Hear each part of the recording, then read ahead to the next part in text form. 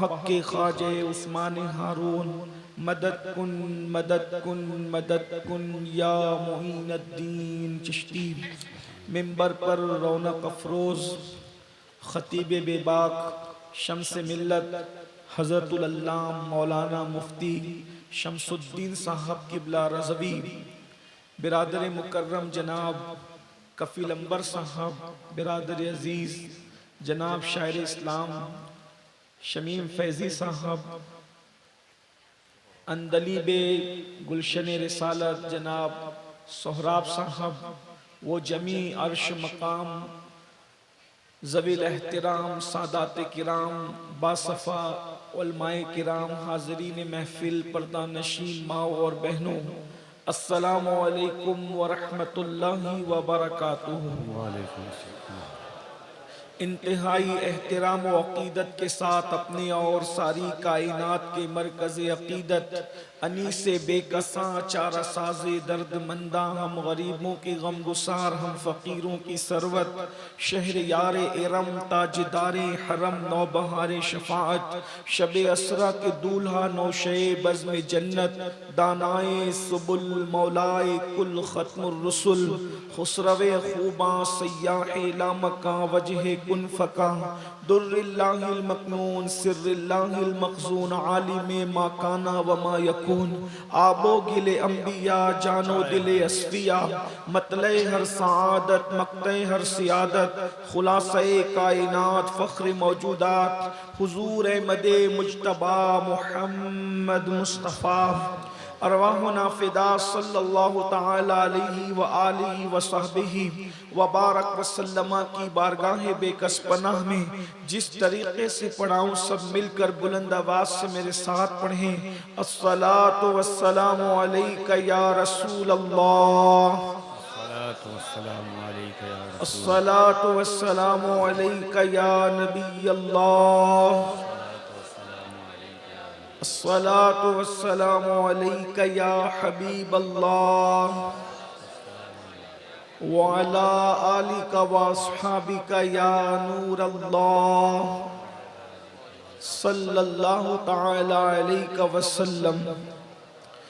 पुल से उतारो राह गुजर को खबर न हो, जिब्रील पर बिछाएं तो पर को खबर न हो, कांटा मेरे जिगर से गमे रोजगार का, यूं खींच लीजिए कि जिगर को खबर न हो, फरियाद उम्मती जो करे हाले जार में, मुमकिन नहीं कि खैरे बशर को खबर न हो, कहती थी ये बुराक से उसकी सुबुक रवी, यूं जाइए कि गर्दे सफर को खबर न हो, ऐ शौक़े दिल ये सजदा गर उनको रवा नहीं, अच्छा वो सजदा कीजिए कि सर को खबर न हो, ऐसा घुमा दे उनकी विला में खुदा हमें, ऐसा घुमा दे उनकी विला में खुदा हमें, ऐसा घुमा दे उनकी विला में खुदा हमें, ढूंढा करे पर अपनी खबर को खबर न हो।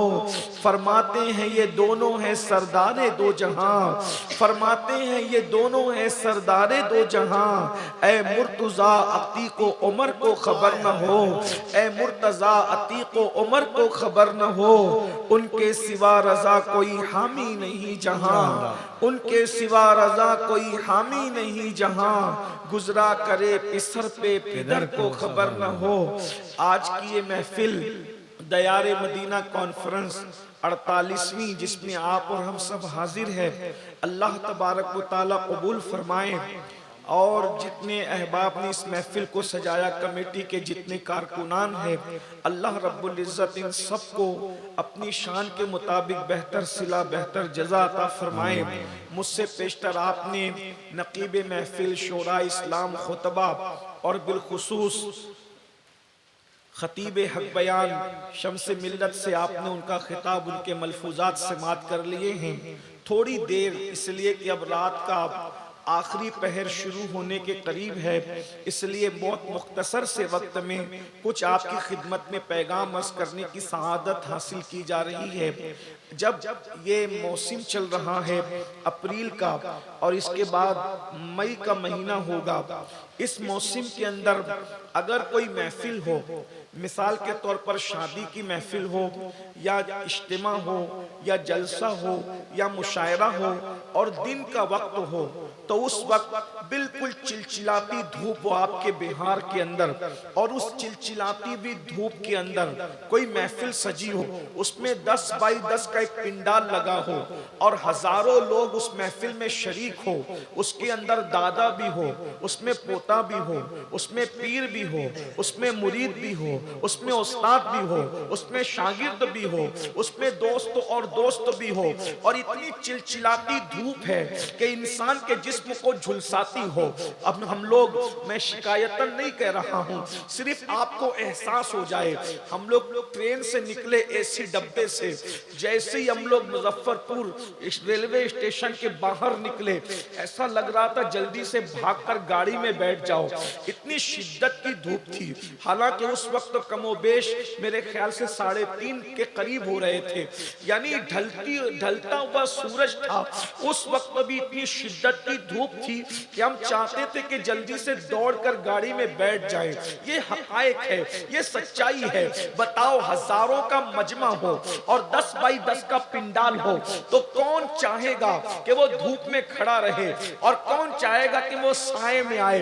यकीनन मैं ये बात बिल्कुल सच्चाई के तौर पर कहता हूं, बाप बेटे की परवाह नहीं करेगा, दादा पोते की परवाह नहीं करेगा, भाई भाई की परवाह नहीं करेगा, सब लोग उस पिंडाल में आने की कोशिश करेंगे। लेकिन पिंडाल तो बड़ा मुख्तसर है, हजारों लोग उसमें आ भी नहीं सकते। मेरे भाइयों, जरा तवज्जो करो, जरा गौर करो। अल्लाह अकबर। चौथे आसमान पर सूरज है, पीठ की तरफ से चमक रहा है, पूरी दुनिया को हरारत में लिए हुए है, पूरी दुनिया को तपिश में लिए हुए हैं। अल्लाह अल्लाह, हम उस वक्त साया तलाश करते हैं जब सूरज तमाज़त अपनी फैलाता है।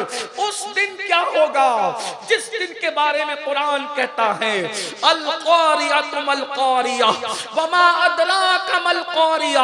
अल्लाह पाक इरशाद फरमाता है, दिल को दहला देने वाली, तूने क्या जाना दिल को दहला देने वाली क्या है। अल्लाहु अकबर। यौम यकूनुन नासु कल फराशिल मबसूस। उस दिन इंसान का हाल ये होगा जैसे फैले हुए पतंगे, इंसान की हैसियत पतंगों की तरह होगी। व तकूनुल जिबालु कल इहनिल मनफूश। और उस दिन पहाड़, अल्लाहु अकबर, बिखरे हुए ऊन के धागों की तरह होंगे, धुनकी की तरह होंगे। अल्लाहु अकबर। जरा गौर फरमाएं, ये जलसे के नाज़िम की मुबालगा आराई नहीं है, ये मेरे अल्लाह का कलाम है। कुरान कहता है अल क़ारिया तुमल क़ारिया। तूने क्या जाना दिल को दहला देने वाली। अल्लाहु अकबर। वो घड़ी जो दिलों को दहला देगी, मेरे और तुम्हारे दिलों को नहीं, फरिश्तों के दिलों को दहला देगी, मेरे और तुम्हारे दिलों को नहीं, अखयार के दिलों को दहला देगी। अल्लाह अल्लाह। आज चौथे आसमान पर सूरज है, पीठ की तरफ से चमक रहा है, हम साए की तलाश में हैं, लेकिन मेरे अल्लाह तेरी अजमतों पर कुर्बान, या रसूल अल्लाह आपकी रहमतों पर कुर्बान। उस दिन के लिए भी सहारा बता दिया।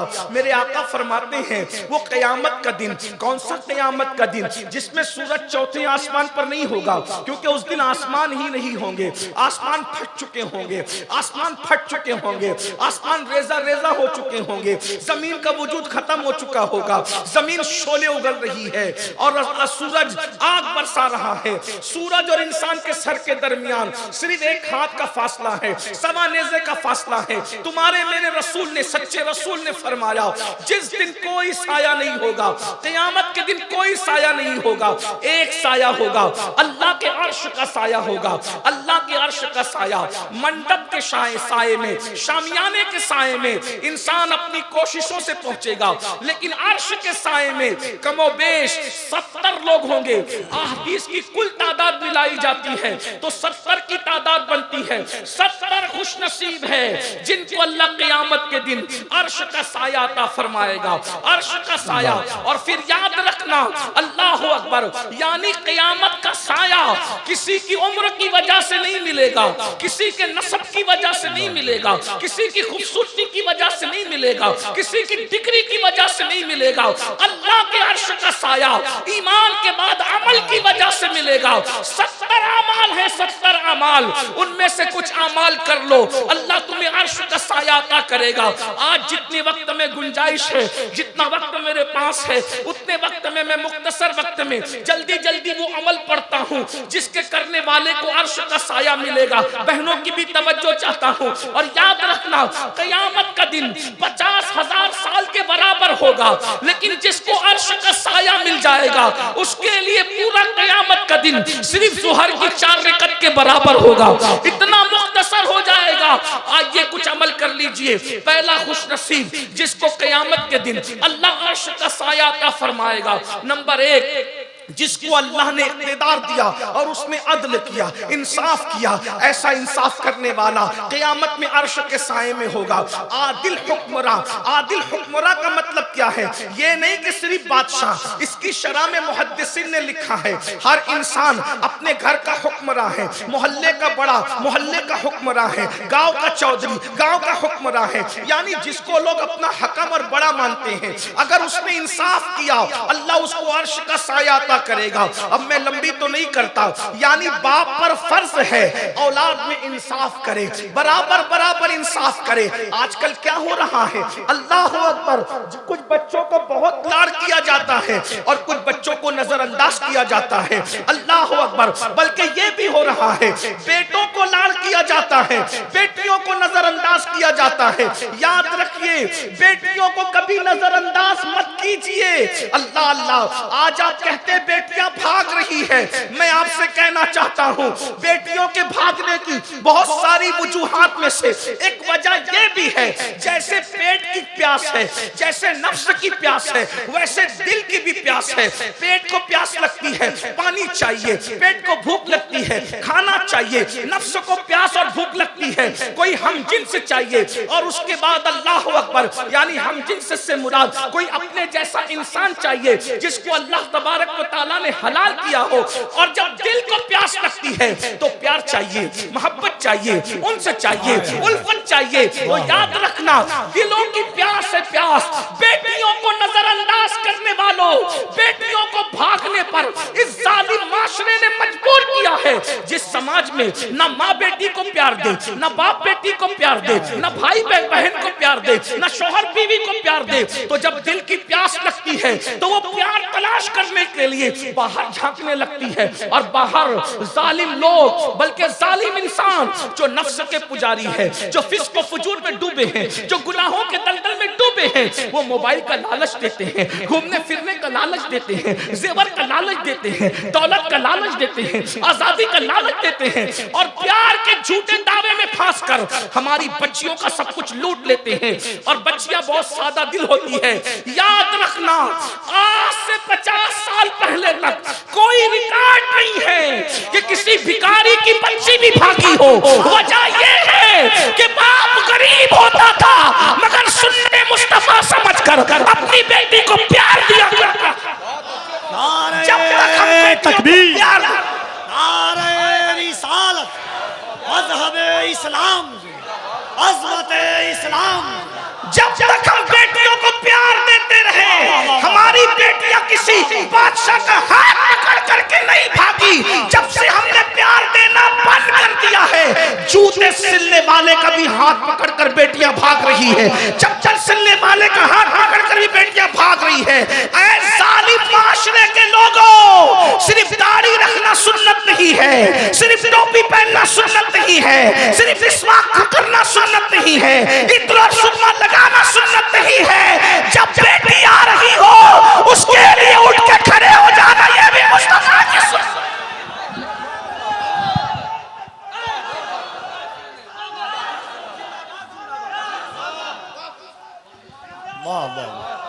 असमत सैयदा पर मेरे माँ बाप कुर्बान, लेकिन बेटी की आमद पर खड़े होना यह भी मुस्तफा जाने रहमत की सुन्नत है।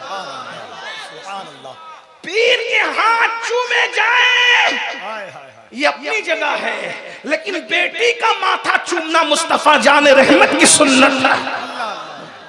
बेटियों को जलील करते हो। जिस समाज में बेटियां जलील की जाए वो समाज की बेटियां, बल्कि एक बात कहूं, एक जुमले में अर्ज करके आगे गुजरता हूं वरना मैं अपनी पूरी बात नहीं रख सकूंगा। जहां बेटी को बेटी का दर्जा दिया जाए वहां बेटियां कभी नहीं बिगड़ती, बस इतनी बात है। जहां बेटी को बेटी समझा जाए वहां बेटी कभी बाहर किसी से दिल नहीं लगाती।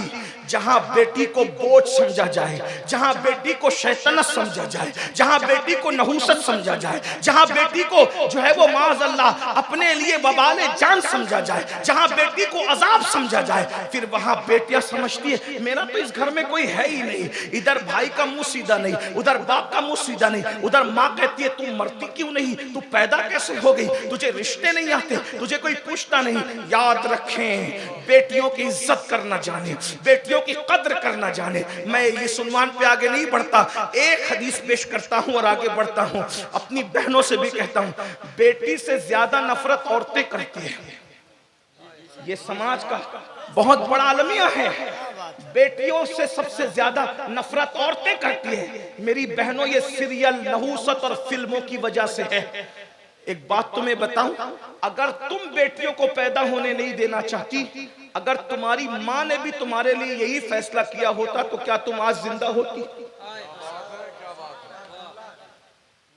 बेटियों को बोझ मत समझो, बस इतना समझ लो, हदीस पाक में आता है, अल्लाह के रसूल अलैहिस्सलाम फरमाते, जब बेटी किसी के घर में पैदा होती है उस घर में फरिश्तों का नुज़ूल होता है और चारों तरफ से फरिश्ते उस बेटी को घेर करके कहते हैं, ऐ कमजोर जान से पैदा होने वाली कमजोर जान, जब तक तू इस घर में रहेगी हम तेरे साथ रहमत के फरिश्ते इस घर में मौजूद रहेंगे। यानी बेटों की पैदाइश के बाद तुम्हें किसी न किसी तावीज की जरूरत है रहमत के फरिश्तों के लिए, लेकिन बेटी की पैदाइश ऐसा तावीज है कि जब तक बेटी घर में रहेगी रहमत के फरिश्ते उसके साथ रहेंगे।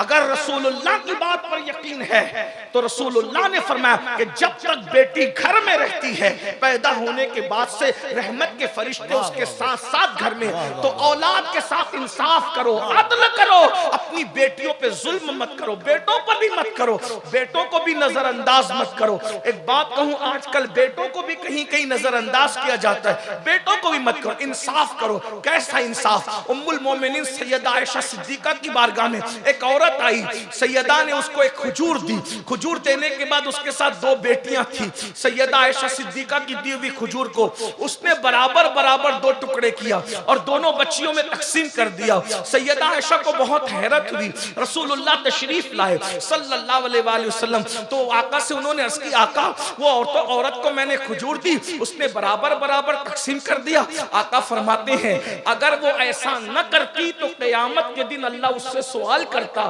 कि उसने दोनों बेटियों को बराबर बराबर खजूर क्यों न दी।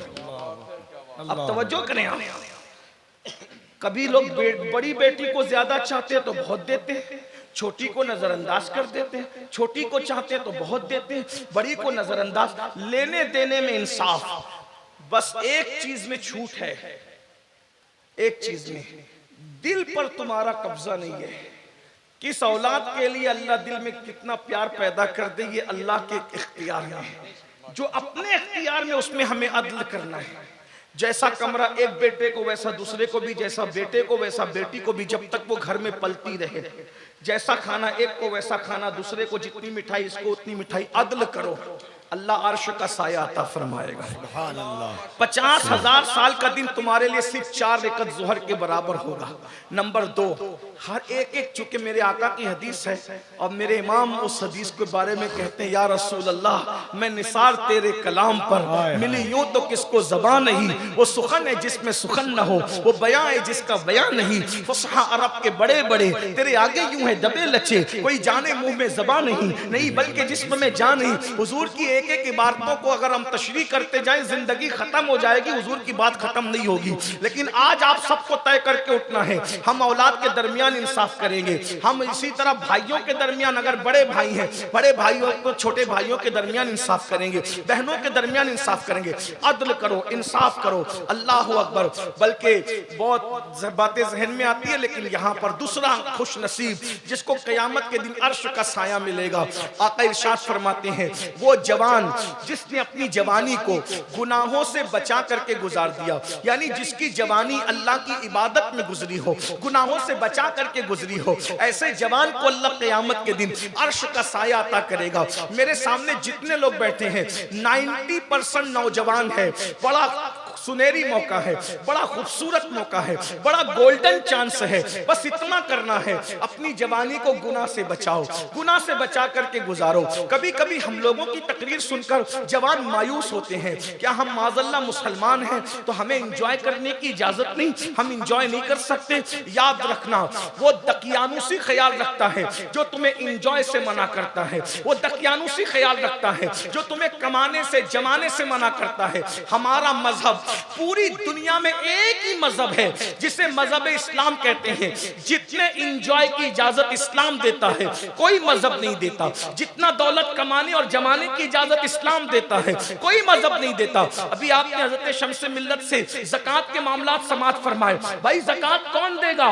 जो मालदार होगा वही तो देगा, भिखारी थोड़ी ज़कात देगा। और आपको बताऊं, इस्लाम में ज्यादा तादाद गरीबों की नहीं है, इस्लाम में ज्यादा तादाद शुरू दिन से मालदारों की है।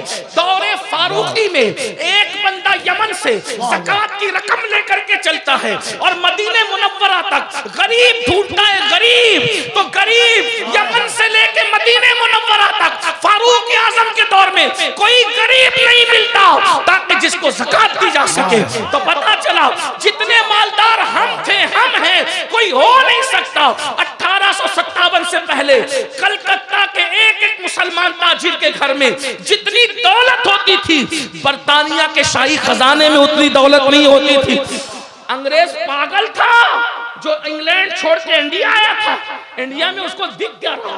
क्या बात है? सोने की चिड़िया किसने बनाया था? सोने की चिड़िया तुमने बनाया था, मगर कब तक ये भी बता दो। इंजॉय करो, भरपूर इंजॉय करो, दौलत कमाओ, अच्छे कपड़े पहनो, अच्छे चप्पल पहनो, अच्छे जूते पहनो, अच्छे मोबाइल, अच्छी गाड़ियां, अच्छी सवारियां, अच्छे इत्र, अच्छे खुशबू।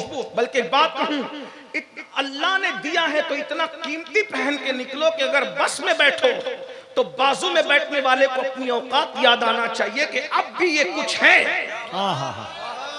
इज्जत से जियो, सर उठा के जियो, वकार के साथ जियो। अल्लाह अकबर।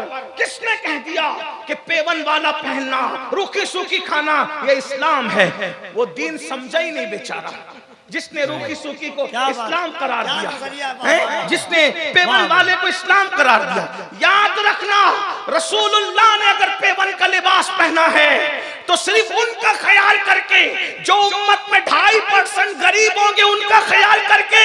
क्योंकि अगर हुजूर पेवन वाला नहीं पहनते तो मुझ जैसे गरीब लोग कहते वे रसूलुल्लाह ने तो बहुत कीमती पहने, अब मैं कीमती कहां से लाऊं क्योंकि मेरी औकात नहीं है। तो रसूलुल्लाह ने 2.5% हम जैसे गरीबों का ख्याल करते हुए कभी पेवन वाला पहन लिया, और मालदारों का ख्याल करते हुए 27 ऊंट देकर एक एक जुब्बा खरीद करके बता दिया कि माल मिले तो कीमती पहनना भी मुझ मोहम्मद की सुन्नत है, और ना मिले तो पेवन वाला पहनना भी मोहम्मदुर रसूलुल्लाह की सुन्नत।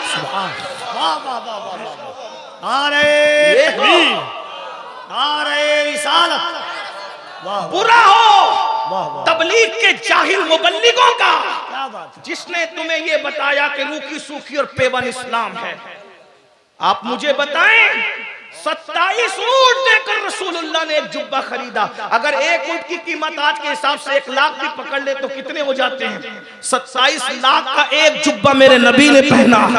इसीलिए तो हमारी आंखें चौंधियाती नहीं है। एक शख्स ने कहा वो फुला मुल्क का वजीर आजम रोजाना नया पहन रहा है। मैंने कहा किसी और को धौंस दे, बैतुल माल का चुरा के पहन रहा है तो हमें क्या मुतासिर करेगा? हमारे नबी ने खुद कमा कर 27 ऊँटों का एक जुब्बा पहन करके बताया है, जिसका हम कलेमा पढ़ते हैं।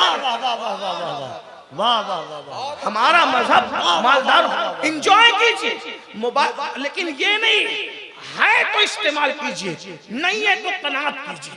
जितनी चादर उतना पैर फैलाइए, हराम में मत पड़िए, जुए से मत कमाइए, लॉटरी से मत कमाइए, मेहनत करके मालदार बनो। और अल्लाह के खजाने में किसी चीज की कमी नहीं है। दिन को मेहनत करो, रात को अल्लाह से हाथ फैला करके मांगो। छप्पर फाड़ कर न दिया तो फिर गुलामी लिखने के लिए तैयार हो। दिन को बाजार में मेहनत करो, रात में अल्लाह की बारगाह में तलब करो। इंजॉय अपना मजहब, अपने मजहब से बढ़कर कहीं इंजॉय नहीं। घूमने फिरने की इजाजत हमारे मजहब में, अच्छा खाने की इजाजत हमारे। कुछ लोग ये कहते हैं हुजूर बहुत कम खाते थे, मैंने कहा बिल्कुल ये भी सुन्नत है, लेकिन कभी इतना भी खाया और हमारे लिए सुन्नत बनाया। लोग आधे दिन को क्यों पेश करते हैं, पूरा दिन की पूरी हदीस में नजर आता है। एक दिन बकरी ज़बा की गई, बकरी ज़बा की गई, हुजूर अलैहि सलाम को दस्ताने, बहुत दस्ताने समझते हैं, बकरी के आगे का जो हिस्सा होता है उसको दस्ताने कहते हैं। हुजूर को बहुत पसंद थे, हैं आगे का हिस्सा, आगे का जो होता है वो पैर के ऊपर का हिस्सा, उसको दस्ताने कहते हैं। हुजूर अलैहि सलाम ने निकाल, हांडी में से दस्ताना निकाला गया, हुजूर को बहुत पसंद था, खा लिया। फरमाया दूसरा निकाल, दूसरा भी निकाला, फरमाया तीसरा निकाल। निकालने वाले ने कहा या रसूल अल्लाह दो ही होते, तीसरा नहीं होता। मुस्कुरा के फरमाया मैंने कहा था जब तक मैं कहता जाता हांडी से निकलता जाता। भाई दो दस्ताने कितने होते हैं, दो दस्तानों का वजन कितना होता है? तो पता चला जब न मिले तो पेट पर पत्थर बांधना भी सुन्नत है, और जब मिल जाए तो फिर दो दो दस्ताने खा भी सकते हैं। हाँ, एंजॉय करो। कौन कहता है इस्लाम में एंजॉय नहीं है? भाइयों, औरों के यहाँ मजहबी बनना है तो शादी नहीं कर सकते, और यहाँ तो मजहब की तालीम है। फन्किहू मा ताब लकुम मिनन निसा मसना व सुलासा व रुबा। बहनों के डर से तर्जुमा नहीं करता, घर जाके कंजुल ईमान उठा के देख लेते। घर के इसलिए कि आपका ख्याल है तो उनका भी तो ख्याल है, उनका ज्यादा है, क्योंकि आप ऑर्डर देकर आते हो कि अमीनुल कादरी आ रहा है सैयद, पका के रखना। तुम पका के रखने का ऑर्डर देकर के आते हो, तुम नहीं पकाते, लेकिन रोटियां तो उनके हाथ की खाते हैं, तो कुछ तो एहसान का बदला एहसान हो। इसलिए तर्जुमा नहीं करूंगा। फन्किहू मा ताब लकुम मिनन निसा मसना, एक से शुरू नहीं किया, एक पे खत्म किया इस्लाम। तवज्जो फरमाएं, एक पे खत्म किया है। मसना व सुलासा व रुबा फइन खिफ्तुम अल्ला तादिलु फवाहिदा। जितने रज़ी अल्लाह रहमतुल्लाह अलैह हमारे हैं, उनमें से 90% सब एक से ज्यादा है, 10% में सब एक वाले हैं, 90% सब एक से ज्यादा है। और रज़ी अल्लाह भी कहते हैं, रहमतुल्लाह अलैह भी कहते हैं, और जो दूसरे की तरफ कदम बढ़ाए तो उसका बाइकाट भी करते हैं। कितने नादान हैं हम लोग। याद रखो भाई, जिनको रज़ी अल्लाह रहमतुल्लाह अलैह कह रहे हैं, अगर वो 90% एक से ज्यादा है तो पता चला कि एक से ज्यादा करना ऐब नहीं है, रज़ी अल्लाह कहलाने वालों की सुन्नत है। बल्कि सिर्फ रज़ी अल्लाह ने अलैहिस्सलाम कहलाने वालों की भी सुन्नत है। इसका ख्याल करें। मैं क्या कहता हूं, एंजॉय। इस्लाम जितना कहता है कोई नहीं कहता अच्छा खाओ, अच्छा। अब बताओ आप, हमारे नबी को क्या क्या पसंद था खाने में? शहद, हलवा, जैतून, ये हुजूर की पसंद। बकरी का गोश्त, मुर्ग का गोश्त, चावल, सरीद। सरीद किसको कहते हैं? जो गोश्त के, बकरी के गोश्त के सालन में रोटी जौ की, उसको टुकड़े करके दाने सरीद कहते हैं। सरीद खानों का सरदार है, सैयदुत ताम है। आपसे पूछना चाहता हूं मेरे भाइयों, जरा बताएं तो कोई है भी ऐसा जिसकी पसंद ऐसी? आजकल लोग पैदा होके मर जाते हैं दूसरे लोग, उनको कभी जैतून नजर नहीं आता है, खजूर नजर नहीं आता, पनीर नजर नहीं आता। ये हाल है। और मेरे नबी का वो पसंदीदा खाना है, ये है। एंजॉय कीजिए, बस करना क्या है, गुनाह मत। पिकनिक पे जाओ, फूलों को देखो, तसव्वुर करो ये इतना खूबसूरत है, तो इसको बनाने वाले के हुस्न जमाल का आलम क्या होगा। पिकनिक पे जाके लड़कियों को पाप की नजर से मत देखो, पिकनिक पे जाके औरतों को हराम नजर से मत देखो, तितलियों को देखो कि ये इतनी खूबसूरत है। जब अल्लाह ने मखलूक हकीर को इतना खूबसूरत बनाया, तो जिसको अपनी कुदरत का शाहकार बनाया होगा उस मोहम्मदुर रसूलुल्लाह को कितना खूबसूरत बनाया होगा। अरे जब सुम्बुल का पौधा इतना खूबसूरत है तो हबीब की जुल्फें कितनी खूबसूरत होगी। जब नरगिस का पौधा इतना खूबसूरत है तो हबीब की आंखें कितनी खूबसूरत होगी। जब गुलाब की पंखड़ियां इतनी हसीन है तो नबे मुस्तफा की नजाकत कितनी खूबसूरत होगी। इमाम ने यही फर्क है एंजॉय करने वाले पाक दामनों का और बदी करने वालों का। तुम जाते हो तो पाप करते हो, अल्लाह वाले फूलों को देख करके नतीजा निकालते थे। हम तो फूलों को, तितलियों को, दरियाओं को, समुंदरों को देखकर इबरत हासिल नहीं करते, लेकिन बरेली का ताजदार मेरा इमाम फूलों को देखकर नतीजे पे पहुंचता है। उन्हीं की बू मायाए समन है, उन्हीं का जलवा चमन चमन है, उन्हीं से गुलशन महक रहे हैं, उन्हीं की रंगत गुलाब में है। और कहते हैं वही जलवा शहर बशहर है, वही जलवा शहर बशहर है, वही असल आलम लहर है, वही लहर है, वही पैर है, वही पाठ है, वही धार है। नारे तकबीर, जरा दोनों हाथों को उठाकर हुजूर की अजमतों की बात है। नारे तकबीर, नारे रिसालत, अजमत मुस्तफा, जिक्र मुस्तफा, जमाले मुस्तफा, शाने मुस्तफा, सीरत मुस्तफा, हुस्ने मुस्तफा, इखलाके मुस्तफा। नारे तकबीर, नारे रिसालत। जो देखोगे उसमें तुम्हें जलवाए यार की रानाइयां नजर आएगी। जाओ पिकनिक करो, सब कुछ करो, एंजॉय करो, बस गुनाह मत करो, नात पढ़ो, गाना मत गाओ। वो मखलूक को देखो, अल्लाह का जमाल, उसका तसव्वुर करो, उसका मुशाहिदा करने की कोशिश करो। 70 साल तक जिक्र करने का जो सवाब नहीं मिलता, एक लम्हा अल्लाह की तख्लीक और कुदरत में फिक्र करने पर अल्लाह वो सवाब अता फरमा देता है। इसलिए जाओ करो, एंजॉय करो, कोई बात नहीं। एक बात बताऊं, मोजे भी पहनो, महंगे जूते अगर अल्लाह ने दिया है, नजर आना चाहिए। इमाम आजम अबू हनीफा का एक मुक्तदी था, रोजाना फटे पुराने पहन के आता था। इमाम आजम खुद भी इतने मालदार थे। फिर मैं कहता हूँ, रसूल आजम से लेके इमाम आजम तक, इमाम आजम से लेके गौसे आजम तक, और गौसे आजम से लेकर इमाम अहमद रजा तक, हमारे यहाँ कोई गरीब मुफलिस हुआ ही नहीं। हमारे यहाँ कोई चंदे का बंदा नहीं है। ये चंदे के धंधे तो 1857 के बाद के मौलवियों ने शुरू किए, जिनके देखा देखी हमें मजबूरन करना पड़ता है कि अगर हम नहीं लेंगे तो फिर वो लेकर चलेगा, वरना हमारे यहाँ तो चंदे का धंधा ही नहीं था। आला हजरत ने अपनी किताबें खुद छपवाई है, लिखा भी खुद ही है, छपवाया भी खुद ही है। ये है, जागीरदार घराने से ताल्लुक रखते थे। पूरा खानदान जो था ना वो आया था अफगान से, और जो वो काबुली पठान थे ये लोग, और बड़े मालदार थे ये लोग। और वो जो सादत यार खान साहब जो आला हज़रत के अजदाद में से होते हैं, ये वो लोग थे भाइयों के जो बादशाहों के यहाँ शश हजारी ओहदे पर फाइज थे। यानी आप समझें कि ये हमारे यहाँ कोई गरीब नहीं है। फिर मैं ये कहने कहता गरीबों से, मैं तुम्हें उभारना चाहता हूँ कि गुर्बत से निकलो, गुर्बत से निकलो, मालदार बनो कि गुर्बत कभी कभी इंसान को कुफ्र तक पहुंचाता है। नौजवानों हमें मेहनत करना है। मुल्क तो हिंदुस्तानी में नहीं, पूरी दुनिया में सर उठा के जीना है, तो हमें 3 चीजों पे मेहनत करना होगा। मैं पूरे हिंदुस्तान में इसको दोहरा रहा हूँ, दीनदार बनो, मालदार बनो, तालीम पे मेहनत करो, 3 निकाती प्रोग्राम बनाओ। दुनिया नहीं तुम्हारे कदमों में 11 साल में झुक जाए तो फिर आप जो चाहे हमें सजा दे, लेकिन मेहनत करके देखो, मेहनत कीजिए। कोई गरीब नहीं हो, कोई मुफलिस नहीं हो, प्लान बनाइए। मुफ्ती साहब ने ज़कात के लिए क्या बयान किया, मैं तो पूरा बयान नहीं सुन सका। ज़कात सिस्टम से निकालो ऐसा, हर साल मैंने एक को इतना मजबूत कर देना है कि आइंदा साल मेरा वो मोहल्ले का या मेरा वो रिश्तेदार ज़कात निकालने के काबिल बन जाए। इस मिशन के साथ अगर आपने ज़कात निकाला ना तो फिर देखना कहां से कहां बात पहुंची। तो मैं अर्ज़ी कर रहा था, इमाम आज़म अबू हनीफा बड़े मालदार थे, 2-2 लाख रुपए की एक चादर ओढ़ते थे इमाम आजम अपने दौर में।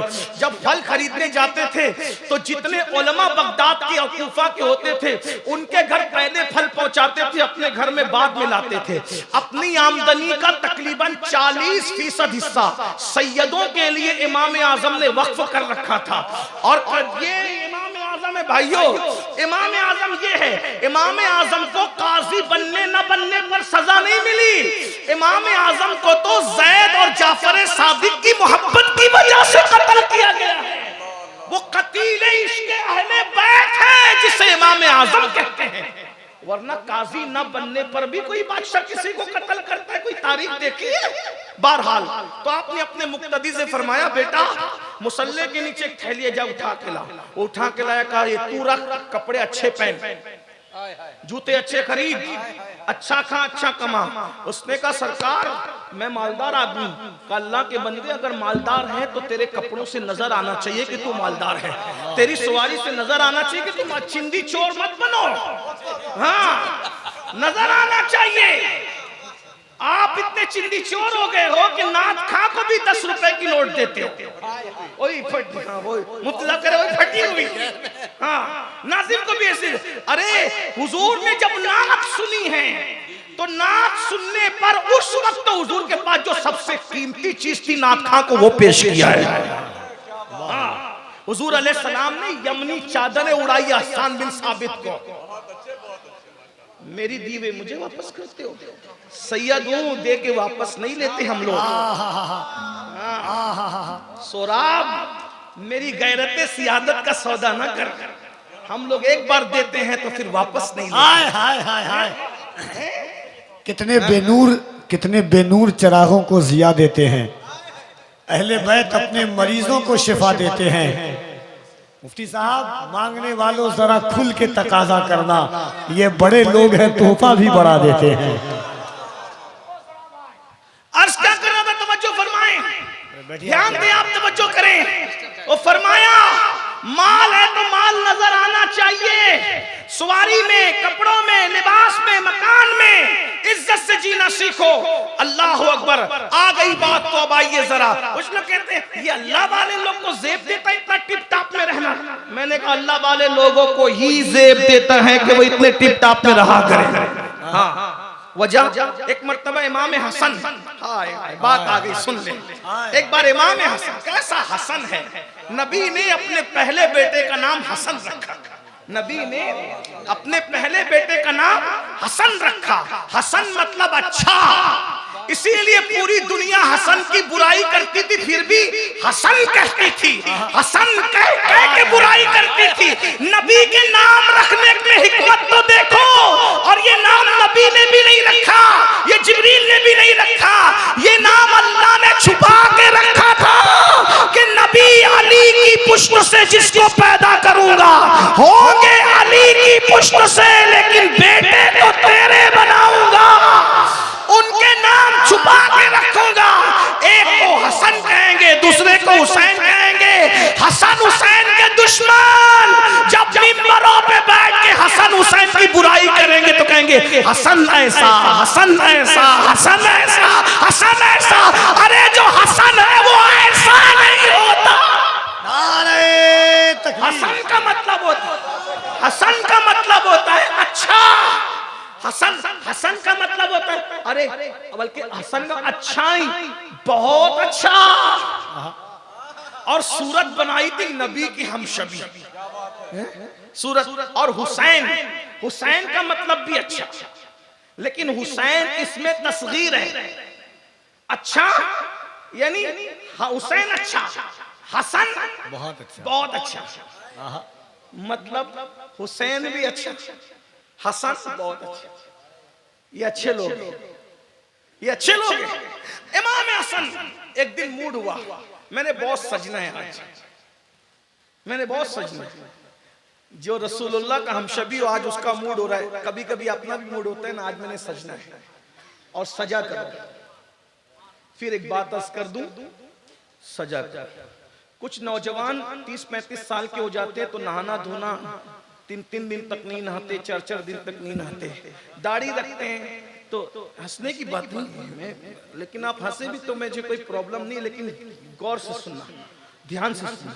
दाढ़ी भी रखेंगे तो इधर फैल रही है उधर फैल रही है, कपड़े में से भी बदबू आ रही है, सब हो रहा है। और वो क्या कहते हैं, अरे हजरत अब तो हमारी शादी हो गई ना, अब हमें किसको बताना है?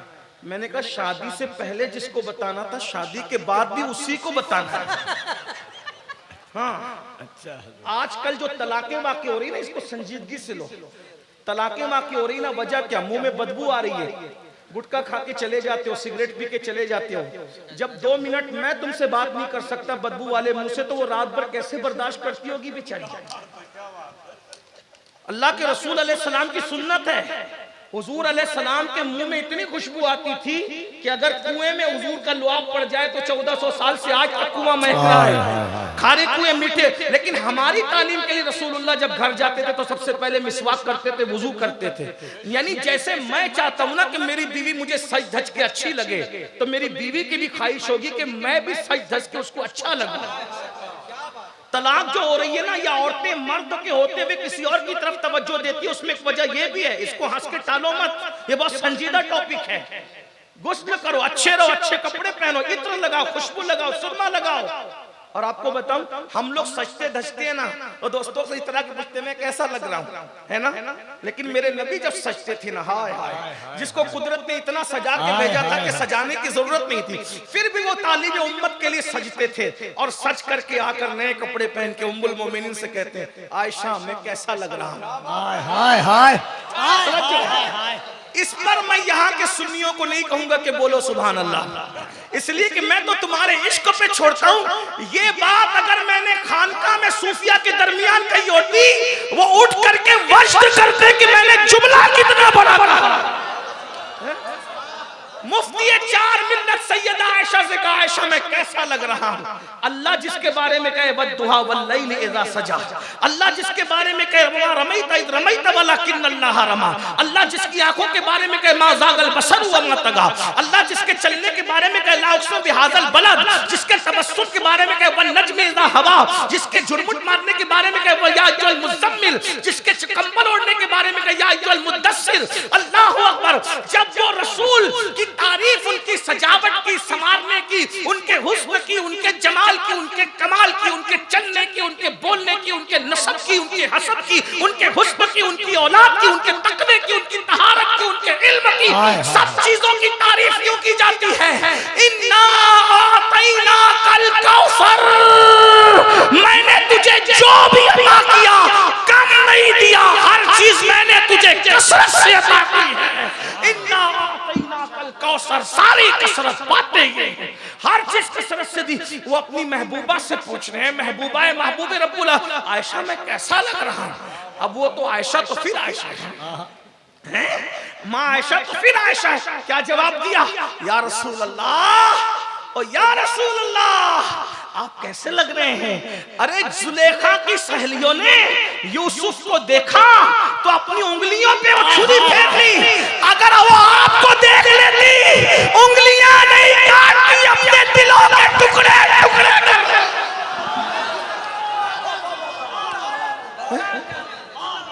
वो कमाल हुस्न हुजूर है कि गुमान नक्श जहां नहीं, यही फूल खार से दूर है, यही शम्माए के धुआं नहीं। करूं तेरे नाम पे जा फिदा, न बस एक जा दो जहां फिदा, दो जहां से भी नहीं जी भरा, करूं क्या करोड़ों जहां नहीं। सरताब कदम है तने सुल्ताने जमन फूल, लब फूल दहन फूल सकन फूल बदन फूल, वल्लाह जो मिल जाए मेरे गुल का पसीना, मांगे न कभी इत्र न फिर चाहे दुल्हन फूल, दंडानो लबो जुल्फों के शाक फिदाई है, दुर्रे लाल यमन मुश्क खुतन फूल, दिल इतना भी शैताई है उस नाखुन पाका, इतना भी महनो बिनाए चरके कौन फूल। क्या बात रज़ा उस शमनिस्तान करम की, ज़ारा कली जिसके हुसैन और हसन फूल। सच धज के रहो। तकबीर, नारे रिसालत, हर लफ्ज का दोनों हाथों को उठाकर इस्तकबाल कीजिए। नारे तकबीर, नारे रिसालत, जमाले मुस्तफा सच धज के रहो, खूबसूरत बन के रहो। मैं कहता हूँ सिर्फ नमाजी बन जाओ ना, औरतों की शिकायत दूर हो जाएगी। जो 5 वक्त रोज वुजू करेगा उसकी आंख में कभी कीचड़ ही नहीं रहेगा। जो 5 वक्त मिसवाक करेगा उसके मुंह से कभी बदबू ही नहीं आएगी। जो 5 वक्त वुजू करेगा भाई उसका चेहरा उतरा उतरा थोड़ी होगा, उसका चेहरा तो तरोताजा होगा। नमाज छोड़ दी ना इसीलिए सब मसाइल है, वरना नमाज संवारती है, नमाज सजाती है। कुरान कहता है किसने मना किया कि मस्जिद जाते वक्त जीनत न किया करो। हम लोग राहिब लोग नहीं हैं, इस्लाम में रहबानियत नहीं है, हम मुस्तफा जाने रहमत के गुलाम हैं। लेकिन चलें फिर आपको नौजवानों को नसीहत करता हूं, बुढ़ों को भी कहता हूं, अपने आप को कभी बुढ़ा मत समझो। मोहम्मद के गुलामों को बुढ़ापा आ नहीं सकता। जिस दिन तुमने अपने आप को बुढ़ा समझ लिया उस दिन तुम्हारी जिंदगी का खात्मा है। बुढ़िया लोगों से भी कहता हूं कि बड़ी अम्मा कभी अपने आप को बुढ़ी मत समझना, हिम्मत है, हौसला है। सलाउद्दीन अय्यूबी ने कहा था, मेरी बात हंस के न उड़ाइए, अगर आपको हंसने में मना नहीं करूं लेकिन उड़ाना मत, मेरे जुमले बड़े कीमती, घर जाके सोचना मैं घर की बुनियादें मजबूत करने की बात कर रहा हूं। आप मेरी बात को तवज्जो से सुने, ये कोई मोटिवेशनल स्पीकर करता है लेकिन हम फकीर लोग हैं, हम सारी किस्म की बात करते हैं। मेरे भाइयों तवज्जो करना, सलाउद्दीन ने कहा था 1000 मर्तबा जंग हार करके उतना नुकसान नहीं होता जितना एक मर्तबा जो है वो हिम्मत हार के नुकसान होता है। मैं अल्लाह हक बयान करने में हया नहीं करता, रसूलुल्लाह हक बयान करने में हया नहीं करते। बड़े मियाँ इधर उधर क्यों तामक तोइयां करने लगते हैं? क्योंकि बड़ी भी समझती है कि मैं बुढ़ी होगी। अगर बड़ी भी बुढ़ी होने की बजाय वो सोचे कि जैसे बहू मेकअप कर रही है मैंने भी करना है बड़े मियाँ के लिए, याद रखना ये बुढ़े लोगों के कदम इधर उधर बहकना बंद हो जाएगा। ये बात मैं आपको कह रहा हूं, वरना आज हम खून के आंसू रो रहे भाई, हम लोग खून के आंसू रो रहे। मैं हर बात माइक पे नहीं कह सकता लेकिन हम लोग ग्राउंड लेवल के लोग हैं, मसाइल लोगों के दरमियान हम सुनते हैं। बुढ़ापे में जब वो बुढ़ापा आ गया बच्चे जवान रोते हैं कि अब्बा ऐसा ऐसा करते हुए नजर आए। ये अगर औरतें अगर शौहर के लिए सजने लगे, औरतों को नफिल नमाज पढ़ने से अफजल है कि वो शौहर के लिए सजा करे हलाल तरीके से, और तुम भी सजा करो एक दूसरे को अच्छा लगने की। बस इतना कि मेरी बीवी का दिल मेरी वजह से खुश हो जाए, क्योंकि मेरी वजह से मेरी बीवी खुश हो गई अल्लाह राजी होगा। क्योंकि माँ बाप ही का दिल खुश करने से अल्लाह खुश नहीं होता, बीवी का दिल खुश करने से भी अल्लाह खुश होता है, क्योंकि वो हमारी शरीक हयात है। और वो कैसे खुश होगी? वो आपके सजने से खुश होगी। ये जो गुटखा खा करके मुंह में बदबू, ये तंबाकू की बदबू, खतरनाक बदबू, बीड़ी की बदबू, ये जो मुंह में बदबू आती है ना, ये तुम्हारी जिंदगी को भी बदबूदार कर चुकी है। मेरे भाई मुंह साफ रखो, अच्छा रखो, मिसवाक करो, मिसवाक की आदि बनो। चले कोई आदत पड़ भी गई है आपको तो मुंह साफ रखो, लौंग खाया करो, सौंफ खाया करो, घर जाया करो तो मुंह साफ करके जाया करो। बहरहाल सच संवर के रहा करो, लेकिन जायज। अब ये नहीं कि सैयद ने कह दिया कि बन संवरना शुरू करो तो अब कल ही बोलो कि चलो ब्यूटी पार्लर ले चलो। नहीं भाई, घर में सजने का, घर में संवरने का। जिस मजहब ने औरत को मस्जिद जाने की इजाजत नहीं दी, उस मजहब की औरत को ब्यूटी पार्लर जाने की इजाजत कैसे हो सकती है? घर में सजो जायज तरीके से, आप भी जायज तरीके, वरना आप चले गए जो क्या बोलते स्पा के अंदर चले गए ना तो फिर जरा अच्छा नहीं होगा। घर में जायज तरीका हो। मर्दों का मेकअप क्या है? मर्दों का अच्छा वुजू करो, साबुन से फेस वॉश वगैरह से मुंह धो लो, सुरमा लगा लो, फिर देखो कैसे तरोताजा दिखते हो। और वुजू तो यहाँ भी चेहरा चमकाता है, जनाजे में भी चमकाएगा, कब्र में भी चमकाएगा, और मैदान महशर में तो वुजू करने वालों का चेहरा ऐसे चमकेगा जैसे 14वीं रात का चांद चमकता है। एक दिन इमाम हसन के दिल में ख्याल आया कि मैंने आज सजना है, संवरना है, बनना है, संवरना है। तो रसूलुल्लाह का मामा निकाला, और ये आपके ज़हन में रहे कि वो हुजूर के हमशबी थे। हुजूर का मामा बांधा, हुजूर की अबा पहनी, हुजूर का जुब्बा शरीफ पहना, और उसके बाद अपने चचा जाफर तैयार का पटका बांधा, और जाफर तैयार का पटका बांधकर अब्बा की जुल्फिकार हैदरी हाथ में लेकर सैयदा का लाल चला। सैयदा का लाल जब चला है घोड़े पर बैठकर, तो आमिना के लाल की याद ताजा हो गई।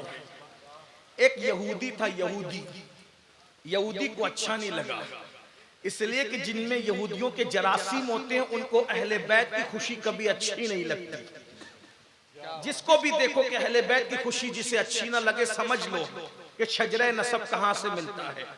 यहूदी सिफत लोग, हाँ अल्लाह अकबर, ये बात याद रखना। और जिन लोगों को सहाबा की तारीफ अच्छी नहीं लगती वो मजूसी सिफत लोग हैं। इसलिए ना हम मजूसी सिफत है ना यहूदी सिफत है, अल्हम्दुलिल्लाह हम फितरत इस्लाम पर है। बहरहाल तो एक यहूदी ने देखा, का हसन एक मसला पूछना है, मसला पूछना है हसन, पूछो। हमें इमाम हसन और इमाम हुसैन के बारे में बहुत चंदी बातें याद है, हमें ये नहीं पता है कि इमाम हसन अपने जमाने के बहुत बड़े मुहद्दिस भी थे, मुफ्ती भी थे और बेमिसाल मुफस्सिर कुरान भी थे। याद रखना, बहुत सारी तफसीर ऐसी है जो इब्ने अब्बास ने बयान नहीं की है लेकिन इमाम हसन ने बयान की, ये अलग उन्वान है, इतना याद रखना। बहरहाल उनकी इल्मी सलाहियत छुपी हुई है। डायरेक्ट मौला अली के शागिर्द है, डायरेक्ट रसूलुल्लाह के शागिर्द है इमाम हसन, नाना के भी शागिर्द है, अब्बा के भी शागिर्द, डायरेक्ट। अब बताओ खुद के बेटे को अली मुर्तजा ने कुरान के कितने राज पढ़ाए होंगे? पढ़ाया नहीं बल्कि पिलाया होगा। इतना समझ लें कि जब जाफर सादिक की सोबत में 2 साल रहकर कोई इमाम आजम बनता है तो अली की गोद में रह करके कितना पढ़ा होगा इमाम हसन ने। जो 2 साल इमाम आजम बना दे बेटे और पोते के, तो वो बाप के फिर वो कितने साल? इमाम हसन को कमोबेश 35 साल मिले मौला अली से इस्तिफादा करने के लिए, ये अलग उन्वान है। बहरहाल यहूदी ने कहा हसन एक मसला पूछना है। कहा क्या? तुम्हारे नाना की एक हदीस है, अद-दुनिया सिजनुल मुमिन व जन्नतुल काफिर, दुनिया मोमिन के लिए कैद खाना है और काफिर के लिए जन्नत है। ये तुम्हारे नाना की हदीस है कि नहीं? अब बिल्कुल है, बिल्कुल है नाना की हदीस का। अब बता तुम मुझे क्या मानते हो? काफिर। कुछ लोग कहते हैं काफिर को काफिर नहीं कहना चाहिए। मैंने कहा ये सहाबा की भी सुन्नत है, रसूलुल्लाह की भी सुन्नत है और अल्लाह की भी सुन्नत है। हम लोग काफिर को काफिर ही कहते हैं, वरना वो ना कहें तो क्या कहें, मोमिन को मोमिन ही कहते हैं। कुछ लोग जनाना सिफत लोग दुनिया में पैदा हो गए, कहा काफिर को काफिर ना कहो, लेकिन जो काफिर को काफिर नहीं कहते ना वो रसूलुल्लाह के माँ बाप को काफिर कहते हैं। हाँ ये भी याद रखना, क्या ज़ौक़ है इनका। अबू लहब को काफिर ना कहो, फिरौन को काफिर ना कहो, लेकिन रसूलुल्लाह के माँ बाप को काफिर कहते हो, तो शर्म नहीं आती? और आपको भी कहते हैं नमाज पढ़ो तो देख के पढ़ा करो कि ये नबी के माँ बाप को काफिर मानता है या मोमिन मानता है। हाँ, रिश्तेदारी करा करो तो ये भी देख के किया करो, और जलसे में किसी को दावत दिया करो तो ये भी देख के दावत दिया करो कि ये नबी के माँ बाप को काफिर मानता है कि मुसलमान मानता है। हाँ, सिर्फ कलाम की बात नहीं है, अरे कलाम तो दूसरे लोग भी पढ़ते हैं, हमारे लिए पाबंद किया गया। जिससे दीन सीख रहे हो उसके ख्यालात, नजरियात और अकायद देखकर दीन सीखा करो, आदती तरादा बटेर मत बनाया करो। हमें कोई जरूरत नहीं है 70-22 हजार की भीड़ की, हमारे लिए 72 वफादार काफी है बस। हाँ, इतना याद रखना। रिश्तेदारी भी अकीदा देखकर, नमाज भी अकीदा देखकर, जलसे में बुलाना आना जाना भी अकीदा देखकर, इसका ख्याल रहे। नूर आलम भाई आपकी तवज्जो खास चाहता हूं, मैं कोई शायर नहीं हूं लेकिन ये बात आपको ख्याल रखना चाहिए। हाँ, क्या अल्लाह अकबर का तुम्हारे नाना की हदीस है, तुम्हारे नाना की हदीस है, अद-दुनिया सिजनुल मोमिन व जन्नतुल काफिर, कि दुनिया मोमिन के लिए कैद खाना, काफिर के लिए जन्नत। ऐ हसन मेरे कपड़े देख, फटे पुराने, मैं भूखा, मेरा चेहरा पीला, मेरी आंखें अंदर, मैं भिखारी भीख मांग रहा हूं, और तू बादशाहों जैसे सजा हुआ है, खाया है, पिया है, कीमती कपड़े हैं, अमामा है, तलवार है। अब बता तेरे लिए दुनिया जन्नत है या मेरे लिए? मैं तो कैद खाने के कैदी की तरह हूं और तू बादशाहों की तरह। मोमिन तू या मैं? हसन थे हसन, बाबे मदीनतुल इल्म का डायरेक्ट शागिर्द, सैयदुल आलमीन मुस्तफा जान रहमत का डायरेक्ट शागिर्द का नाना की ये हदीस तो बिल्कुल सही है। दुनिया सिजनुल मोमिन व जन्नतुल काफिर, दुनिया मोमिन के लिए कैद खाना है और काफिर के लिए जन्नत है। का सुन, ये जो मेरा लिबास देख रहे हैं ना, इतना कीमती अमामा, ये ठाट बाट, ये मेरे गुलाम मुरीद जो पीछे लोग चल रहे हैं, ये देखकर तू कह रहा है कि तेरे इतने ठाट बाट है, जन्नत तो ये दुनिया तेरे लिए का नहीं। जो जन्नत में इनाम मेरे लिए अल्लाह ने रखा है ना, अगर उसके मुकाबले में मेरा ये ठाट बाट देखे तू, तो ये कैद खाने की तरह है। अब अंदाजा लगा, जब कैद खाने में हम इस शान से जी रहे हैं, तो जन्नत में हमारे ठाट बाट के आलम क्या होंगे। और ये दुनिया तेरी जन्नत है। जब तू जन्नत में इतना परेशान हाल है, तो तू अल्लाह की जहन्नम में कितना परेशान हाल होगा, इसका अंदाजा कर ले।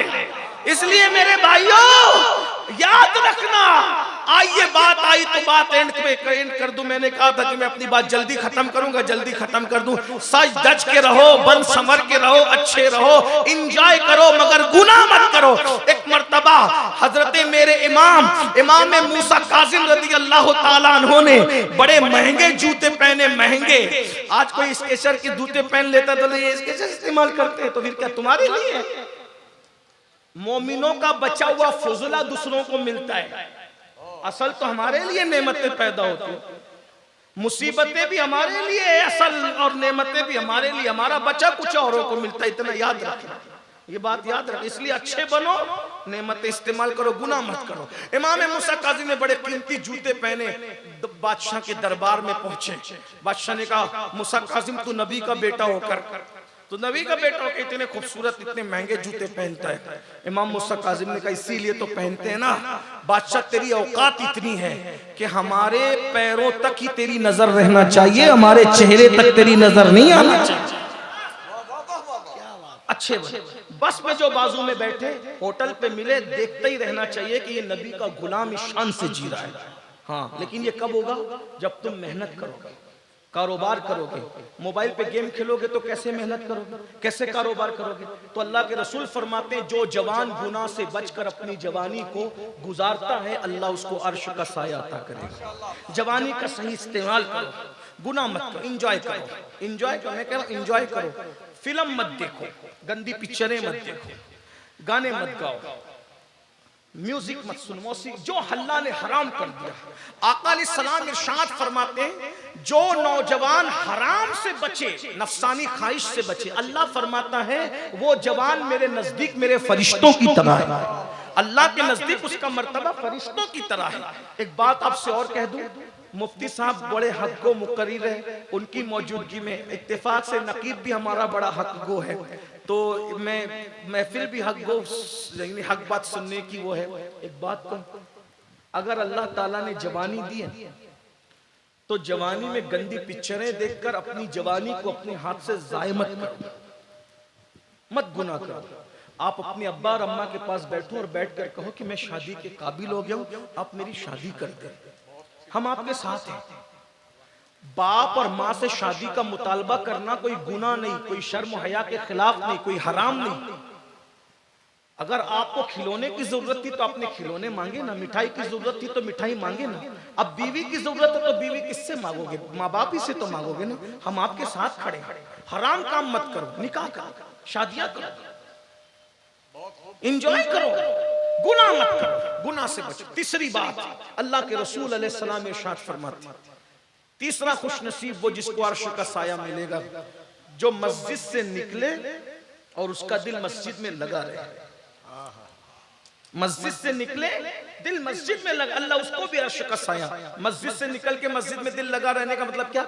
एक वक्त की नमाज पढ़ ली है, दूसरे वक्त का इंतजार है, उसको भी अर्श का साया। तीसरा बंदा तन्हाई में अल्लाह का जिक्र करता है, खुदा का जिक्र करता है, और अल्लाह की मोहब्बत में उसकी आंख से आंसू निकल आते हैं। अल्लाह की मोहब्बत में अल्लाह उसको भी क़यामत के दिन अर्श का साया अता करेगा, और जिसको अर्श का साया अता करेगा उसके लिए 50,000 साल का क़यामत का दिन सिर्फ 4 रकअत ज़ोहर के बराबर हो जाएगा। मेरे भाइयों, हम रोए, बहुत मैयतों पे रोए, बेटी की रुखसती पे रोए, किसी पैसे के गुम हो जाने पर। कभी हमें अल्लाह की मोहब्बत में भी रोना आया? कभी हम अल्लाह की मोहब्बत में भी रोए? सबसे कीमती रोना अल्लाह के लिए, रसूलुल्लाह के लिए। याद रखना, हर आंसू पानी बन के बह जाते हैं। जो आंसू अल्लाह रसूल की मोहब्बत में निकलते हैं वो मोती बनाकर चुन लिए जाते हैं। मोती बना के शान करीमी ने चुन लिए। कतरे जो थे मेरे अरक़े इन्फ़िआल के। अल्लाह के लिए रोना सीखो। किसी इबादत का उतना सवाब नहीं मिलता जितना अल्लाह रसूल के लिए रोने में मिलता है। ये रोना इश्क की अलामत है, रोना मोहब्बत की अलामत है। आज लोग कहते हैं मौलाना हम लोग पहले बहुत मालदार थे, बादशाह थे, ये थे वो थे। मैं कहूँ आपको, कल तक हम रातों को अल्लाह की मोहब्बत में रोते थे, रसूलुल्लाह की मोहब्बत में रोते थे। अब हम रोना ही नहीं आता। अब हम सीरियल देख के रोते हैं, फिल्में देख के रोते हैं, इमोशनल सीन देख करके रोते हैं, जज्बाती मनाजिर देख के रोते हैं, अल्लाह अकबर गाने सुन के रोते हैं, गजलें सुन के रोते हैं। हाय हाय वो लोग थे।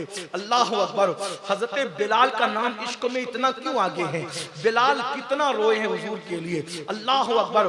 बिलाल रोते रोते बेहोश हो जाते थे। हजरत बिलाल के इश्क का हाल ये था, हुजूर की मोहब्बत में रोने का हाल ये था कि बिलाल हबशी मदीने मुनव्वरा में विसाले रसूल के बाद किसी का हाथ पकड़ के कहते हैं हुजूर कहाँ है, मुझे बताओ हुजूर कहाँ है। तो लोग कहते बिलाल हुजूर तो पर्दा फरमा गए। तो बहुत रोते, दिल पकड़ के रह जाते। अल्लाह अकबर। कभी बिलाल जंगलों में निकल जाते, हुजूर कहाँ है।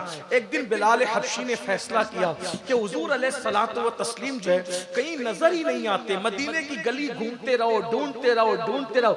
हालांकि उनको पता था कि हुजूर का विसाल हो गया, मगर रोते बहुत थे। एक बात याद रखना, रोने वाला हुजूर का कुर्ब पाता है, हुजूर का दीदार पाता है। मेरी कौम अल्लाह रसूल के लिए रोना सीखे। आज हमारे दिल सख्त हो गए। दिल सख्त क्यों हुए? कि हमारे पेट में हराम लुक्मा आ गया। हमारे दिल सख्त हो गए क्योंकि हम लोगों के हिस्से दबाने लगे, लोगों पे जुल्म करने लगे। दिल सख्त हो गए, बेमुरब्बत हो गए, रोना नहीं आता। एक बुजुर्ग से किसी ने पूछा मुझे रोना नहीं आता, तो फरमाया रोने की कोशिश कर, रोने की कोशिश कर। कहा कि कोशिश करने पे भी रोना नहीं आता तो काफिर अपने हाल पे रोया कर, अपने हाल पे रो के अल्लाह ने तेरा दिल सख्त कर दिया, तेरे दिल पे ताला लगा दिया।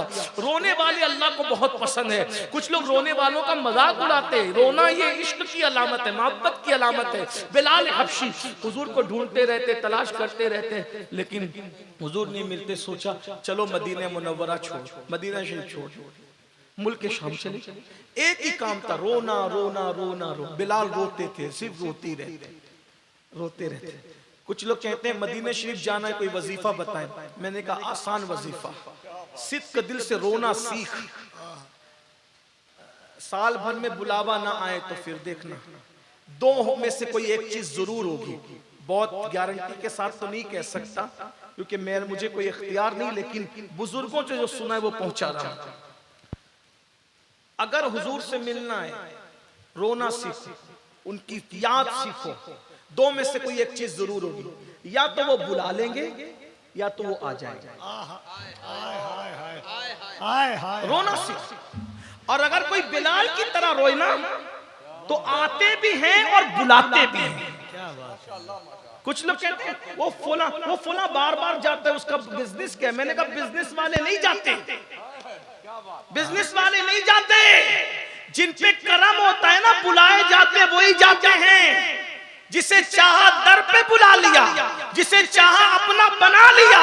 ये बड़े करम के ये फैसले, ये बड़े नसीब की बात है। टाइम ज्यादा हो गया, मैं इस पे बात खत्म करने लगा हूं। अगर जाना है मदीने मुनव्वरा, रोना सीख, जिक्र करना सीख। आप कभी रोते ही नहीं भाई। एक बात बताओ, रोना नहीं आया तो रोने की कोशिश करो, रोना नहीं आया तो रोने की कोशिश करो। भाई कमेटी वाले तो सुनना चाह रहे, मजमा भी सुनना चाहिए। मुझे मेरे उस्ताद, हमारे कायद, हमारे अमीर सुन्नी दावत इस्लामी ने पहले दिन से सिखाया था, बेटा इससे पहले कि चिट्ठी आ जाए बस करो, हमेशा बस किया कर।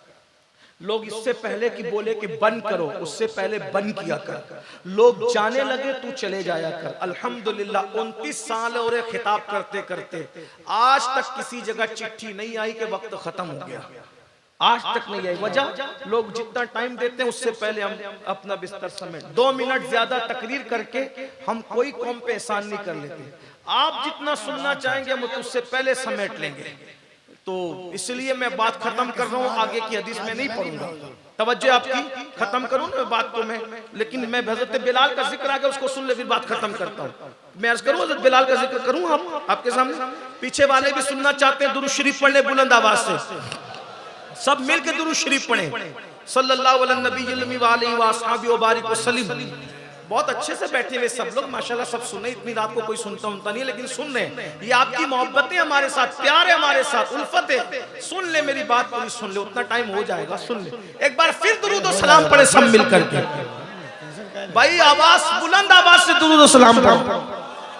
अल्लाह रब्ब मुहम्मदिन सल्लल्लाहु अलैहि वसल्लम नहनु इबाद मुहम्मदिन सल्लल्लाहु अलैहि वसल्लम सलातु व सलाम अलैका या रसूल। मेरे भाई लंबी तकरीर करवाना कोई कमाल नहीं है, तकरीर कितनी छोटी या बड़ी हो, बस एक पैगाम चला जाए। अब पैगाम चला गया, जो पहुंचाना चाहते थे बस एंड पे बात करें, सुन लें। तो हज़रत बिलाल मदीने मुनव्वरा रहते, मदीने मुनव्वरा छोड़ दिया, मुल्क शाम चले गए। रोते रोते रोते रहते, रो रहे थे। एक दिन रोते रोते बिलाल बहुत तड़पे। अच्छा ये भी याद रखना, जब कोई रोता है ना तो हुजूर उसको और तड़पाते हैं ताकि आग और बढ़े और बढ़े और बढ़े। तो एक दिन रोते रोते आंख लगी तो क्या देखा, अल्लाह के रसूल ख्वाब में तशरीफ लाए। हुजूर की आमद हुई, आका की आमद हुई, सरकार की आमद हुई, हुजूर की आमद हुई। तो हुजूर ने फरमाया बिलाल क्या बात है, तुम हमसे नाराज हो? बिलाल, इसको आरिफ रूमी ने, अल्लामा जलालुद्दीन रूमी ने मसनवी में बहुत तफसील से लिखा है, जिसको मैं बहुत शॉर्ट में पेश कर रहा हूँ। बिलाल हमसे नाराज हो? बिलाल कदमों से लिपट गए और लिपट के कहने लगे, या रसूल अल्लाह, आपसे नाराज होना तो कुफ्र है, कोई आपसे कैसे नाराज हो सकता है? कहा क्या तुम्हें मेरी याद नहीं आती बिलाल? बिलाल तो मेरी, हुजूर हर वक्त तो आपकी याद आती है। सरकार फरमाते फिर तुम मदीना क्यों छोड़ दिए, तुम मदीने क्यों नहीं आते? बिलाल मदीने आओ ना, बिलाल मदीने आओ, हमसे मिलो। एक बात याद रखना, ये मेरे दिल की बात है, हुजूर यूं ही किसी को याद नहीं आते। किसी बहुत बड़े सूफी कलंदर ने कहा था, पहले हुजूर हमें याद करते हैं, फिर हुजूर हमें याद आते हैं। पहले हुजूर हमें याद करते हैं, फिर हमें हुजूर। आज हमारा जिक्र हुआ होगा, क्या बात है, क्या बात, आज हमारा जिक्र हुआ होगा गुंबदे खजरा के साये में, इसलिए आज हुजूर हमें याद आ गए, वो याद आ गए हैं, वो याद आ गए, उन्होंने याद किया होगा, जरूर याद किया होगा। और हम कितने खुशनसीब हैं कि वो हमें पैदा होने से पहले याद करते, रब्बे हबली उम्मती कहकर, तो वो हमें क्यों ना याद करें। बिलाल को कहा, बिलाल मदीने आओ, मदीने आओ, मुलाकात करो। बिलाल आंख खुली, पूरा घर मुअत्तर था, खुशबू से मुअत्तर था। बिलाल तड़प गए, ऊँटनी ली, किसी को कोई इत्तला नहीं की, और ऊँटनी लेकर दौड़ा दी मदीने मुनव्वरा की समत। मेरे अल्फाज के जामे में अल्लामा अरशदुल कादरी की तहरीर का सहारा लेते हुए अर्ज करूं, जब बिलाल मदीने मुनव्वरा जा रहे होंगे तो बिलाल के तसव्वुरात और तखय्युलात में क्या क्या आता होगा। अरे हम जैसे गुनेगार 1450 साल के बाद पैदा हुए, जैसे जैसे मदीने मुनव्वरा करीब आता है दिल की धड़कनें तेज होती जाती है, जैसे जैसे गुंबदे खजरा करीब आता है हम अपने आपे में नहीं रहते। सच्ची बात कहूं, आशिक जब मदीने मुनव्वरा पहुंचता है औलाद को भी भूल जाता है, माँ बाप को भी भूल जाता है, अपने आप को भी भूल जाता है। बस में कार में बस उसको एक ही तसव्वुर रहता है, कब गुंबद दिखे, कब गुंबद दिखे। और जैसे गुंबद पे नजर पड़ती है फिर मुंह को ताला लग जाता है और आंखें बहने लगती है, आंखें सावन बादों की तरह बहती है। अल्लाह अकबर। जब गुंबदे खजरा पर पहली नजर पड़ती है तो दिल कहता है मैं बेसहारा नहीं हूँ, मैं बेबस नहीं हूँ, मैं बेकस नहीं हूँ, कोई मेरा है। अरे इतना बड़ा सहारा मेरा है, अब मुझे किस सहारे की जरूरत है। अल्लाह अकबर। जरा गौर तो करें, हमारा सहारे से बड़ा सहारा किसका हो सकता है मुसलमानों। तो जब मेरी आपकी कैफियत ये है अल्लाह अल्लाह, तो बिलाल की क्या कैफियत होगी, बिलाल के साथ क्या मोहब्बतें थी, बिलाल के साथ क्या प्यार था। ये भी जुमला दिल पे लिख लो, हम करोड़ों उम्मती मिलकर एक आका से जितना प्यार नहीं करते, एक आका हम सबसे ज्यादा हमसे प्यार करते हैं। करोड़ों उम्मती मिलकर जितना प्यार नहीं कर पाते, उससे ज्यादा तन्हा आका हम सबसे प्यार करते हैं। वो हमारे कदमों की आहटें भी जानते हैं, वो हमारे चेहरों के खत्तो खाल भी जानते हैं, वो हमारा नाम भी जानते हैं, हमारे बाप का नाम भी जानते हैं, हमारा इलाका भी जानते हैं, खित्ता भी जानते हैं, कबीला भी जानते हैं, हसब नसब भी जानते हैं।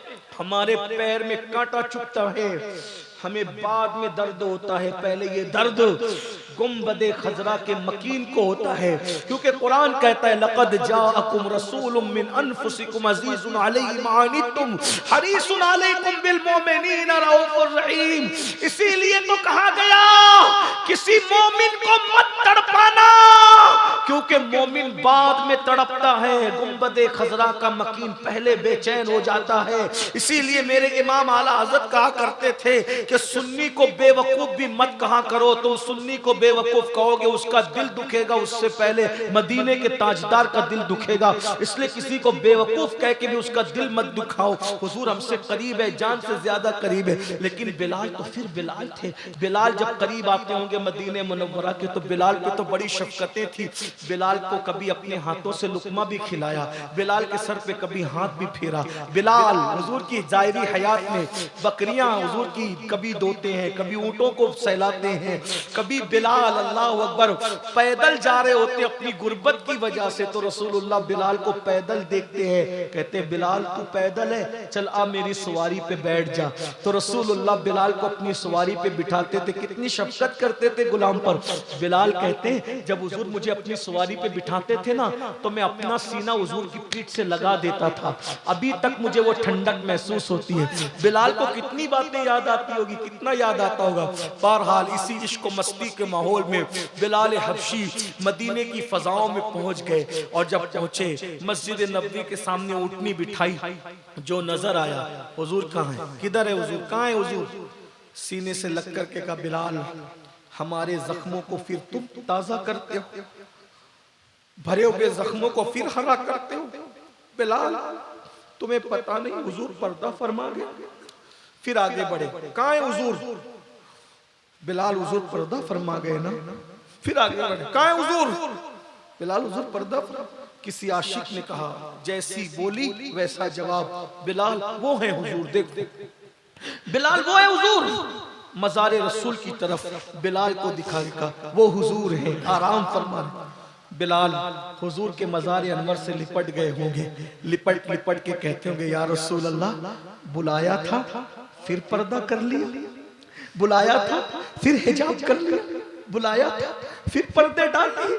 हुजूर पर्दा उठाए ना।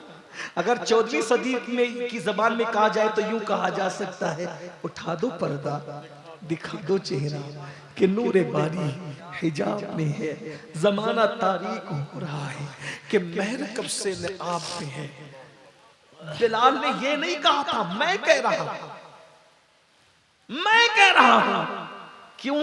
क्योंकि बिलाल बरेलवी नहीं थे, अहमद रजा बिलाली थे। हाय हाय अहमद रजा बिलाली थे। बिलाल को बरेलवी कहने की बजाय मुझे इमाम अहमद रजा को बिलाली कहना चाहिए, इससे कद्दे इमाम अहमद रजा बहुत बुलंद हो जाएगा। इसलिए कि इमाम अहमद रजा ने बिलाल से इश्क सीखा है, इमाम ने बिलाल से इश्क सीखा है। मेरे इमाम अहले सुन्नत ने अपने दौर में कहा था ना, उठा दो पर्दा, दिखा दो कि नूरे बारी हिजाब में जमाना तारीक हो रहा कि महर कब से नकाब। हाय हाय, हुजूर अलैहिस्सलातु व तस्लीम की बारगाह में जो भी अर्ज किया होगा, ऐसे में कोहराम मच गया मदीने मुनव्वरा में। अहले मदीना कहते आशिक रसूल बिलाल आ गए, बिलाल आ गए, बिलाल आ गए, बिलाल आ गए, बिलाल आ गए। सब लोग अपने अपने काम दाम छोड़ के मस्जिद नबवी में, हत्ता के यहां तक कहा गया पर्दा नशी खवातीन नन्हे नन्हे बच्चों को लेकर मस्जिद नबवी में। बच्चे अपनी माओ से कहते अम्मी मुअज्जिन रसूल तो आ गया, क्या आज इमामुल अंबिया भी आएंगे इमामत कराने के लिए, हुजूर भी आएंगे। चीखें निकल लोग रो पड़ते। बिलाल को देखकर मदीने मुनव्वरा का पिछला दौर याद आता। क्या बहारें थी, लुट गई सारी बहार, सारी बहारें लुट गई। इसलिए कि आमिना के लाल का दीदार जो सहाबा किया करते थे वो खत्म हो गया। अल्लाह अकबर, अल्लाह अकबर। ऐसे में अजान का वक्त हो, खलीफा वक्त अमीरुल मोमिनीन ने कहा बिलाल अजान पढ़ो, बिलाल अजान पढ़ो। बिलाल ने कहा अमीरुल मोमिनीन, महंगी कीमत पर मुझे जो खरीदा गया था, क्या आज उसकी कीमत मांगी जा रही है? नहीं बिलाल, तुम्हें तो खरीदने वाले ने अल्लाह के लिए खरीदा था, आज तुमसे कीमत कौन तलब कर सकता है?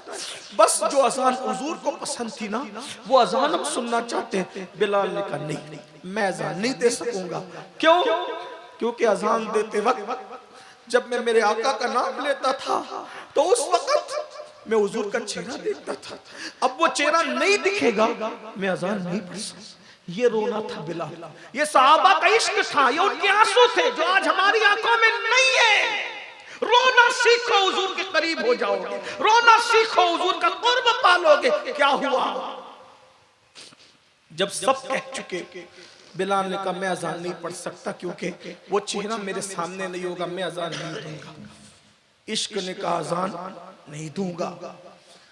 किसी ने कहा रुको, बिलाल की कमजोरी हमें पता है, ये सब की बात काट देंगे, लेकिन किन की नहीं काटेंगे हमें पता है। जाओ हुजरे सैयदा पे जाओ, दरे ज़हरा पे जाओ, दरे बतूल पे जाओ और शहजादों को ले आओ। जब शहजादे कहेंगे ना हसनैन करीमैन, तो उस वक्त तो बिलाल जरूर अजान पढ़ेंगे। शहजादे आए, दोनों तरफ से हाथ पकड़ा, चचा जान, ओ चचा बिलाल, जो अजान नाना को सुनाते थे वो हमें भी सुनाओ।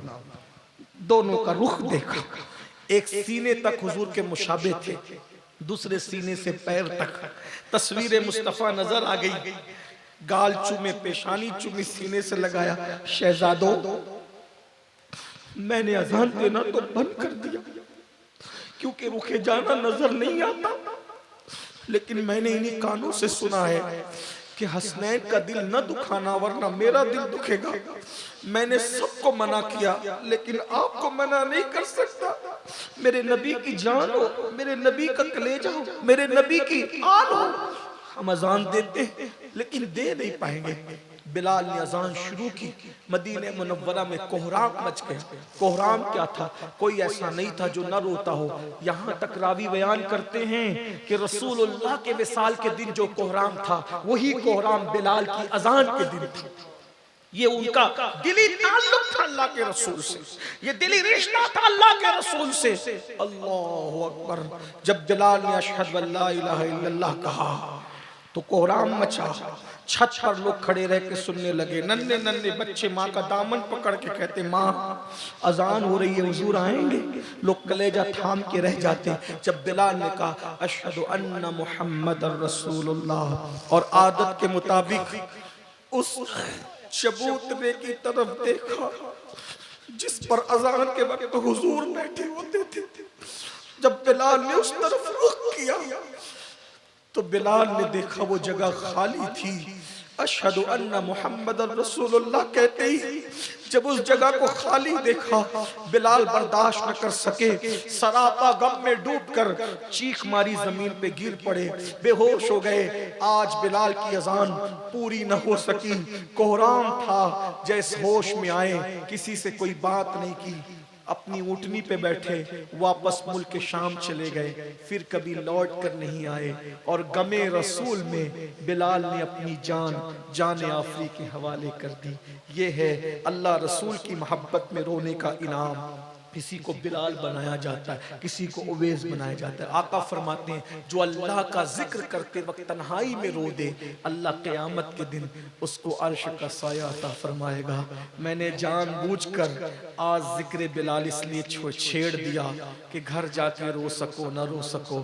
ये गुनाह आलूद आंखों से आंसू चंद कतरे अगर पेश कर दिए जाएं तो हो सकता है शायद आज हम अर्श के साये के हकदार हो जाएं, उनके करम के साये के हकदार हो जाएं। अल्लाह महफिल कबूल करे, हमारी आंखों के ये गुनहगार पापी आंखों के आंसू बारगाह रिसालत में कबूल फरमाए, निजात का जरिया बनाए। गुफ्तगू के दरमियान कोई गलती हो तो माफ करे। अस्तगफिरुल्लाह रब्बी इन्ना रब्बी लगफूरुर रहीम व मा अलैना इल्लल बलाग। अस्सलामु अलैकुम व रहमतुल्लाह।